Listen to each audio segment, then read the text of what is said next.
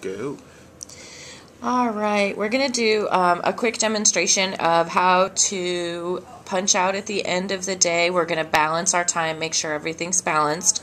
So when I click on punch out, I'm getting a message, and this message tells me that I must complete new patient information before punching out. If you receive this message, these are the following steps. I'm going to click OK. I'm going to click on treatments. I'm going to find my new patient button and click on it. I'm going to look for the new patient that I added earlier in the day, and I'm going to click the blue arrow next to their name. Once I do that, I need to review each of the fields to make sure that they're filled in. So I do have a first and a last name. I have a payer, but as I scroll down, I'm actually, whoops, let me go back. I'm missing an onset date. So it's in gray, everything else is bold. That gives me a clear picture of that's what I'm missing. So I'm going to click on my onset date. I'm going to move it back to the onset date for the patient, and then I'm going to save. I'm then going to scroll down and review all of the rest of my information. It looks like everything else is here, so I'm going to save. And once the information is saved, I'm going to go back to my main screen. So at this point, if I click on punch out, I get a message, and this message tells me that I have patient minutes that are not distributed. So I'm going to click OK. I'm going to go to the time card.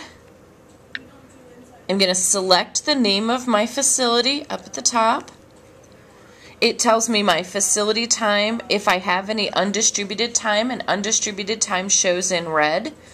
I have individual treatment, concurrent, group, non-resident, non-billable. So it told me that I had patient minutes that weren't distributed. I'm going to start working through my different types of patient treatment. So I'm going to go to individual treatment, and I have one patient whose start and end times are in red. This tells me that this is the patient that's missing information. When I click on the arrow, I get all of the information about that patient.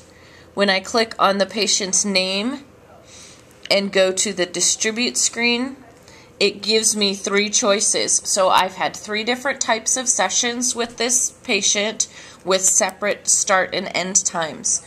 This will happen automatically if a patient moves from an individual session to a concurrent session and then to a group. When I'm looking at my 3 times, I can easily see what information needs to be filled in and what information is missing. So I'm going to start from the bottom. The bottom line that I have says 4:47 a.m.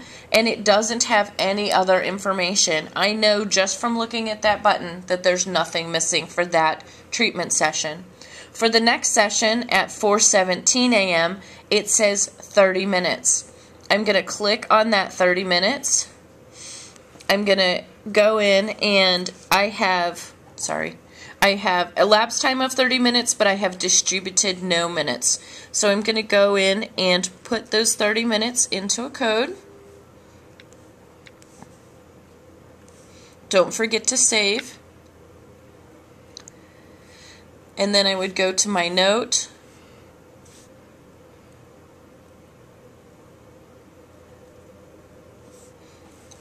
fill in my note,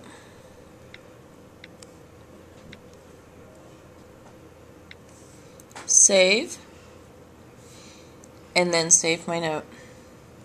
At this point, I've done all of that information. I'm going to go back to patient details, and I'm going to go back to time card. Now, his name is still got red, so I'm going to click on it, and I'm going to go back to distribute, and I have one more. Now I have 2 that just have times, and the last one says 10 minutes, that it's missing 10 minutes. So I'm going to come into that one. I have an elapsed of 27. I've only distributed 17. I'm going to select the code that I did treatment for. I'm going to go ahead and enter those minutes and then save. I'm going to go back to patient details, and I'm going to go back to the time card. At this point, for my individual treatments, all names are in blue, all times are in black, so I know that that's fine. I'm going to do the same thing, working through concurrent. I have one patient that has red. I'm going to go to my distribute and do the same thing.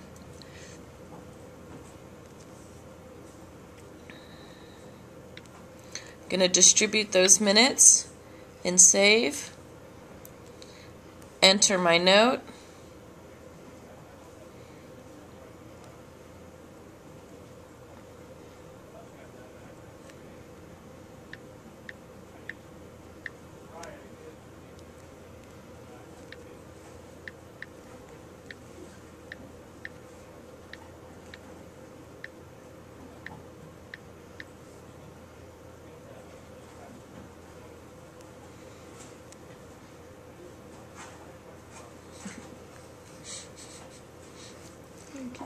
There we go.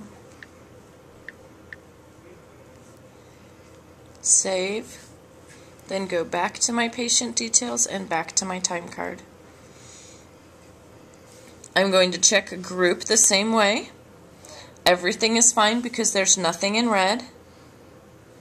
At this point, let me go back into the time card. At this point, I need to distribute my undistributed time. And I'm going to go down to the non-billable services, and I had to do an in-service today. So I'm going to put that information in. I can go back to the time card. Now I have 1 hour and 19 minutes. I'm going to go back to my non-billable services and put in my facility activity.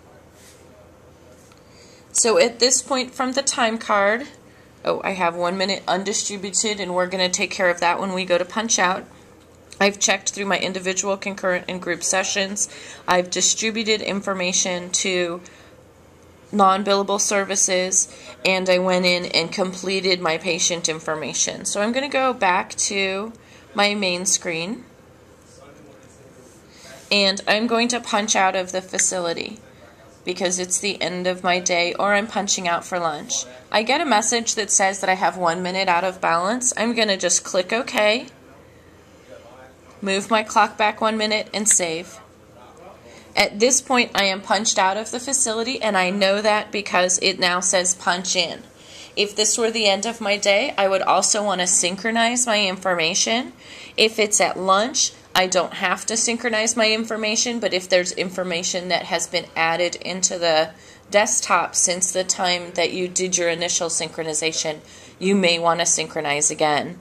So it's important to remember that you can go ahead and balance your time and punch out without having a Wi-Fi connection. The Wi-Fi connection is required at my synchronization. I'm going to get my attestation, so I will attest and agree, and then I will start my synchronization. Hopefully this was helpful, and if you have any questions on this process, please give us a call at the help desk. Thanks.